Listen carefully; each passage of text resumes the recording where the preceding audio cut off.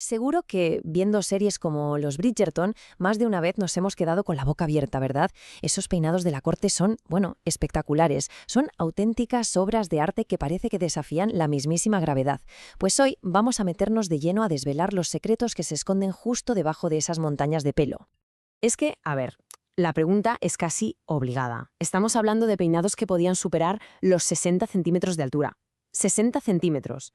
¿Cómo era esto posible? Porque, ojo, no es magia, es pura y dura ingeniería. Y para entender cómo lo hacían, pues primero toca viajar un poquito en el tiempo.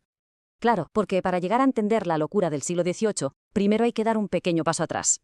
Un repaso rápido para ver por qué las pelucas en realidad nunca han sido solo pelo. Siempre han sido mucho más, un símbolo de estatus, de poder y hasta de conquista.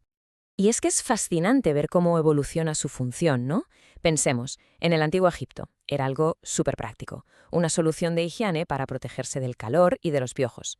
Pero luego saltamos a la antigua Roma y la cosa cambia. Las pelucas rubias, las galerus, se hacían con el pelo de los pueblos germánicos que habían conquistado. O sea, pasaron a ser un símbolo de victoria, casi un trofeo de guerra. Y ya si nos vamos a Francia en el siglo XVII, ahí el rey Luis XIII, que se estaba quedando calvo antes de tiempo, las pone de moda para disimularlo y ¡boom!, se convierten en el accesorio esencial para todo hombre de la corte. Y para que nos hagamos una idea de lo valiosas que llegaron a ser, atención a esta anécdota. El negocio era tan, pero tan lucrativo que había ladrones especializados en robarlas, en plena calle. La técnica era tremenda, como cuenta William Andrews. Un hombre alto llevaba a un niño encima de una bandeja como si fuera un carnicero, y el crío, en un segundo, ¡zas!, le arrancaba la peluca al viandante. Es que es una imagen de película, ¿eh? Bueno, pues con este contexto, ahora sí nos metemos de lleno en los siglos XVII y XVIII, porque aquí es donde todo explota. Es un momento de una creatividad brutal y aparecen dos grandes estilos que además compiten entre sí. Por un lado, el solemne barroco y por otro, el fantasioso rococó. Y la clave para entenderlos está en su filosofía, que es radicalmente opuesta. A ver, el barroco del siglo XVII va de poder, de control, de solemnidad. Las formas son simétricas, piramidales, todo muy controlado. Es el estilo del poder absoluto, sin duda. Pero luego llega el rococó en el XVIII y es todo lo contrario. Es fantasía, es capricho, es expresión personal. Aquí se busca la altura extrema, las formas asimétricas y la decoración, bueno, la decoración es una locura. Barcos en miniatura, pájaros, jardines y todo en colores pastel. Y cuando digo extremo, de verdad que no es una exageración. Es que una de estas pelucas del rococó podía llegar a pesar hasta 2 kilos. Imaginemos llevar eso en la cabeza durante horas. Los dolores de cabeza y de cuello debían de ser constantes. Vamos, que la moda a veces dolía. Y en este caso, dolía. Y mucho.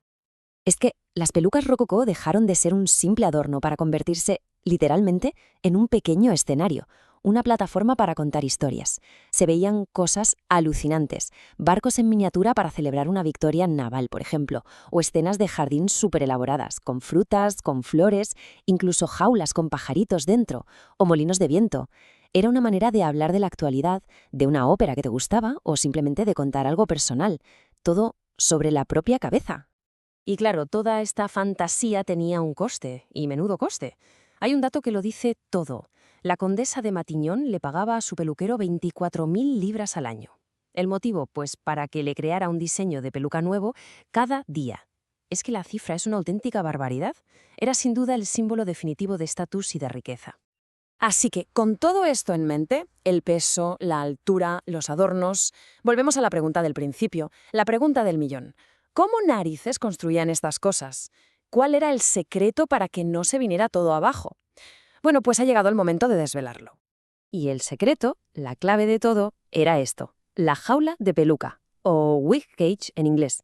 ¿Y qué era? Pues en esencia una estructura interna hecha de alambre. Era muy ligera, pero a la vez sorprendentemente resistente. Pensémoslo así, era el andamio, el esqueleto sobre el que se levantaba ese auténtico rascacielos de pelo.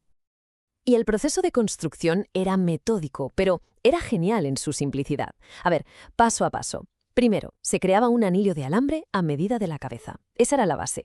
Segundo, a esa base se le unían unos arcos verticales de alambre, como si fueran las costillas, para darle la altura y la forma que se quisiera, un cono, un corazón, lo que fuera. Tercero, se añadían unos aros horizontales para estabilizarlo todo, muy parecido a una jaula de pájaros. Una vez montado el armazón, se cubría entero con tul con una tela de malla muy fina. Y ya, con esa base sólida y ligera, solo quedaba el último paso: fijar el pelo, los postizos y todos los adornos. Y voilà. Así es como se conseguía desafiar a la gravedad. Pero lo más interesante de todo esto es que esta artesanía, esta ingeniería capilar de hace siglos, no es para nada algo que se haya quedado en los libros de historia. De hecho, está más viva que nunca. Porque esas mismas técnicas, las de la jaula de alambre y el tul, siguen siendo absolutamente fundamentales hoy en día. ¿Dónde? Pues en la alta costura, en las producciones de teatro, en la ópera y, como no, en el espectacular y maravilloso arte del drag, donde la fantasía y la estructura, desde luego, alcanzan cotas que ni en el siglo XVIII se habrían imaginado. Al final, hemos visto que da igual si es para simbolizar poder o para crear un escenario de fantasía, el pelo siempre ha sido una declaración. Una forma de proyectar algo, de contar una historia, de expresarse. Y eso, claro, nos lleva a una última reflexión. En nuestra época, con tantísimas opciones a nuestro alcance, ¿qué declaración se está haciendo con el pelo hoy en día?